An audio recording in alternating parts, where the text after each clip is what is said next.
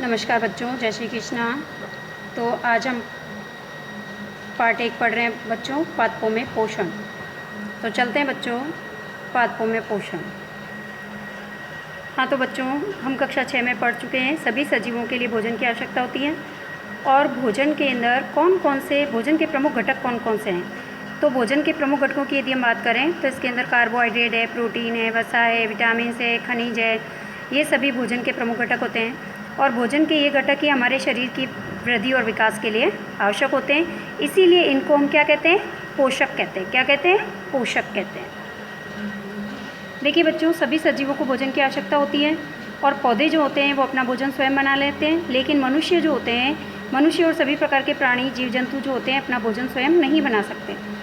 और मनुष्य और सभी जीव जंतु अपने भोजन के लिए पौधों पर ही निर्भर रहते हैं। पौधों से ही वो अपना भोजन ग्रहण करते हैं या फिर वो अन्य जंतुओं से अपना भोजन प्राप्त करते हैं। तो इस प्रकार हम कह सकते हैं कि पादप जो होते हैं वो स्वपोषी होते हैं, यानी कि अपना भोजन स्वयं बनाते हैं, और मनुष्य जो होते हैं वो परपोषी होते हैं, है ना। तथा मानव तथा अन्य प्राणी प्रत्यक्ष या परोक्ष रूप से पादपों पर ही निर्भर रहते हैं। बिल्कुल सही है। हम और अन्य सभी प्रकार के जीव जंतु जो होते हैं, हम प्रत्यक्ष और परोक्ष रूप से पौधों पर ही अपने भोजन के लिए निर्भर रहते हैं।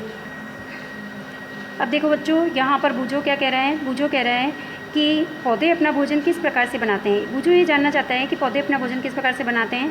तो हम बूझो का इस प्रश्न का उत्तर देते हैं कि सभी पौधे अपना भोजन प्रकाश संश्लेषण की प्रक्रिया के द्वारा बनाते हैं, जिसके बारे में हम आगे अध्ययन करेंगे।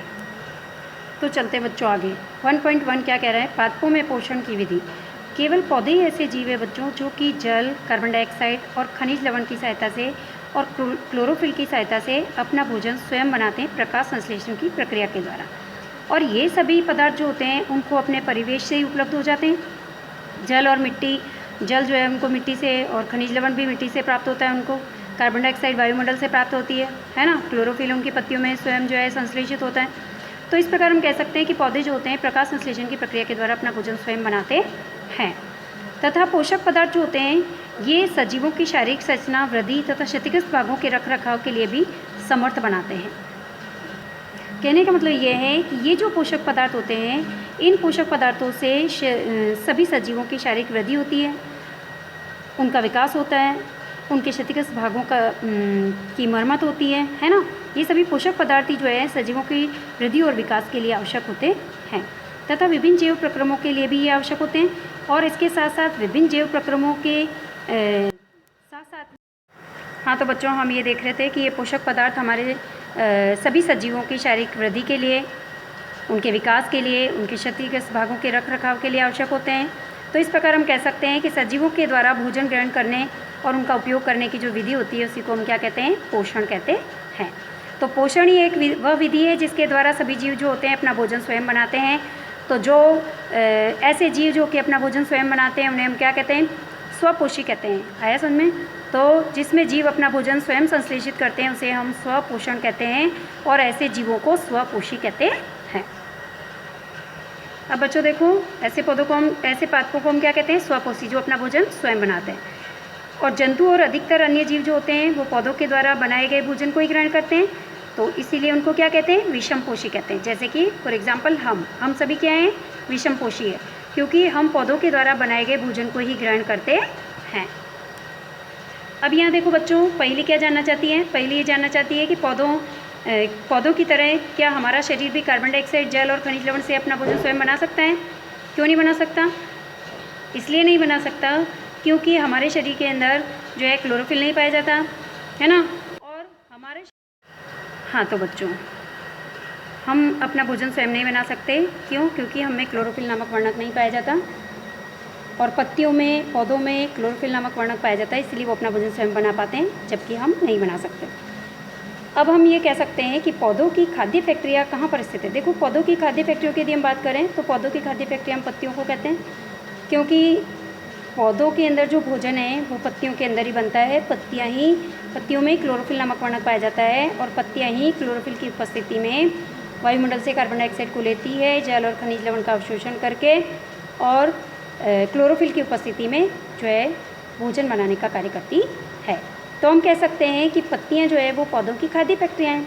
जिस प्रकार से हमारे घर के अंदर किचन होती है, किचन में खाना बनता है, ठीक उसी प्रकार से पौधों के अंदर भी खाद्य फैक्ट्रियाँ क्या है, जहाँ पर खाना बनता है, पत्तियाँ, है ना। तो अब चलते हैं आगे। अब देखो बच्चों, प्रकाश संश्लेषण। पौधों में खाद्य संश्लेषण का प्रक्रम किस प्रकार से होता है। देखो, पत्तियाँ ही पौधों की खाद्य फैक्ट्रियाँ कहलाती है। प्रश्न आता है कि पौधों की खाद्य फैक्ट्रियाँ क्या है, तो आंसर क्या होगा, पत्तियाँ। तथा सभी कच्चे पदार्थ जो होते हैं वो पत्तियों तक पहुँचने चाहिए। तथा मिट्टी में उपस्थित जल और खनिज लवण जो होता है वो जड़ के द्वारा अवशोषित किया जाता है। अब सबसे पहले मिट्टी के अंदर जो जल और खनिज लवण होता है वो जड़ें अवशोषित करती हैं और अवशोषित करके फिर पौधे के विभिन्न भागों तक पहुंचाती है और फिर पत्तियों तक भी पहुंचाती है। अब यहाँ देखो, बूझो ये जानना चाहता है कि जड़ के द्वारा अवशोषित जल और खनिज लवण पत्ती तक किस प्रकार से पहुँचता है। तो ये जल और खनिज लवण पत्ती तक किस प्रकार से पहुँचेगा। जड़ों के अंदर भी जाइलम और फ्लोएम उत्तक पाए जाते हैं, तने में भी जाइलम और फ्लोएम उत्तक पाए जाते हैं। तो ये जाइलम जो होता है जल और खनिज लवण का अवशोषण करता है और पौधे के विभिन्न भागों में पहुंचाने का कार्य करता है जल और खनिज लवण को। अब देखो ये क्या कह रहा है कि तने के माध्यम से पत्तियों तक पहुंचाए जाते हैं। मैंने अभी आपको बताया कि जड़ों के अंदर और तनों के अंदर, तने के अंदर ही जो है जाइलम और फ्लोएम उत्तक पाए जाते हैं और ये जाइलम जो होता है ये जल और खनिज लवण का अवशोषण करके पौधे के विभिन्न भागों तक इनको पहुंचाता है और पत्तियों तक पहुंचाने का कार्य करता है। अब पत्ती की सतह पर भी कुछ सूक्ष्म रंध्र पाए जाते हैं, सूक्ष्म छिद्र पाए जाते हैं, स्टोमेटा पाए जाते हैं। ये क्या करते हैं, वायु में उपस्थित जो कार्बन डाइऑक्साइड होती है उसको अवशोषित करने का कार्य भी करते हैं और ऑक्सीजन को वापस रिलीज करने का कार्य भी करते हैं। कौन, रंध्र। कहाँ पाए जाते हैं, पत्तियों की सतह पर छोटे छोटे सूक्ष्म छिद्र पाए जाते हैं जिनकी सहायता से ऑक्सीजन को पौधे जो है ग्रहण करते हैं और कार्बन डाइऑक्साइड को बाहर निकालते हैं।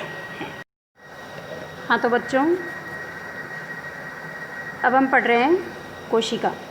कोशिका की संरचना यदि हम देखें तो कोशिका क्या है। देखो, जिस प्रकार से हम देखते हैं कि एक मकान को बनाने के लिए या एक इमारत को बनाने के लिए छोटी छोटी ईंटों की आवश्यकता होती है, ठीक उसी प्रकार से हमारा शरीर भी छोटी छोटी सूक्ष्म इकाइयों से मिलकर बनता है जिसको हम कोशिका कहते हैं।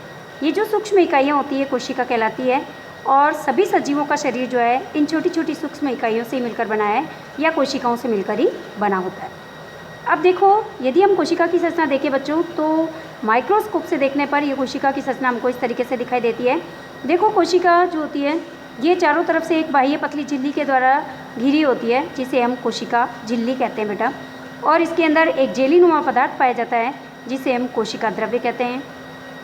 इस कोशिका द्रव्य के अंदर ही विभिन्न प्रकार के कोशिकांग पाए जाते हैं जैसे माइटोकॉन्ड्रिया है, राइबोसोम्स है, लाइसोसोम्स है ना। और इसके अंदर देखो आपको एक गोल संरचना दिखाई दे रही है जिसे हम कहते हैं केंद्रक। क्या कहते हैं, केंद्रक। और ये केंद्रक जो होता है ये भी एक दोहरी झिल्ली के द्वारा घिरा हुआ होता है। ये देखो, ये केंद्रक है। ये जो एक गोल संरचना आपको दिखाई दे रही है कोशिका के अंदर, इसको क्या कहते हैं, केंद्रक। और ये पूरा भाग क्या कहलाता है, कोशिका। इसके अंदर जो द्रव भरा हुआ है वो क्या कहलाता है, कोशिका द्रव्य। क्या कहलाता है, कोशिका द्रव्य। और इसी कोशिका द्रव्य के अंदर विभिन्न प्रकार के कोशिकांग पाए जाते हैं। कौन कौन से कोशिकांग, जिनके बारे में हम आगे क्लासेस में पढ़ेंगे। लाइसोसोम्स है, राइबोसोम्स है, माइटोकॉन्ड्रिया है ना, केंद्रक है आदि। और ये केंद्रक जो होता है ये भी दोहरी झिल्ली के द्वारा ढका होता है ना। और इसके अंदर भी जो है छोटी छोटी जो है धागीनुमा संरचना पाई जाती है जिसे हम गुणसूत्र कहते हैं, जो कि हम बड़ी क्लासेस के अंदर पढ़ेंगे। तो हमने देखा कोशिका की संरचना।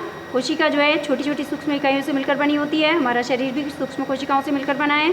प्रत्येक कोशिका के चारों ओर एक जो दोहरी झिल्ली होती है जिसे हम कोशिका झिल्ली कहते हैं। इसके अंदर जो है कोशिका द्रव्य पाया जाता है जिसके अंदर विभिन्न कोशिकांग होते हैं और इसके अंदर एक गोल संरचना पाई जाती है जिसको हम केंद्रक कहते हैं। हाँ तो बच्चों, हम पढ़ रहे थे कि पत्तियों की सतह पर छोटे छोटे रंध्र पाए जाते हैं और ये रंध्र जो होते हैं वो द्वार कोशिकाओं के द्वारा घिरे होते हैं तथा ऐसे छिद्रों को हम क्या कहते हैं, रंध्र कहते हैं। इंग्लिश में स्ट्रोमेटा कहते हैं और छिद्र भी कहते हैं अपनी लैंग्वेज में, है ना। अब ये क्या करते हैं, जल और खनिज लवण जो होते हैं ये वाहिकाओं के द्वारा पत्तियों तक पहुँचते हैं। मैंने अभी आपको कहा था कि जड़ों में और तने के अंदर जो है वो जाइलम और फ्लोएम उत्तक पाए जाते हैं। तो जो जाइलम उत्तक होता है इसके अंदर वाहिकाएँ पाई जाती है और ये वाहिकाएँ जो होती है यही जल और खनिज को जो है वो पत्तियों तक पहुँचाने का कार्य करती है। और ये वाहिकाएँ जो होती है कैसी होती है, नली के आकार की होती है, बिल्कुल पाइप नुमा आकार की होती है। और यही जड़, तना तथा शाखाओं और पत्तियों तक फैली भी रहती है और यही जल और खनिज लवण को पत्तियों तक पहुँचाने का कार्य करती है और पौधे के विभिन्न भागों में पहुँचाने का कार्य करती है। पोषकों को पत्तियों तक पहुँचाने के लिए ये वाहिकाएँ एक सतत मार्ग बनाती है। क्या बनाती है, एक सतत मार्ग बनाती है और पादपों में पदार्थों के परिवहन के लिए एक सतत मार्गी बनाती है। चलते हैं आगे।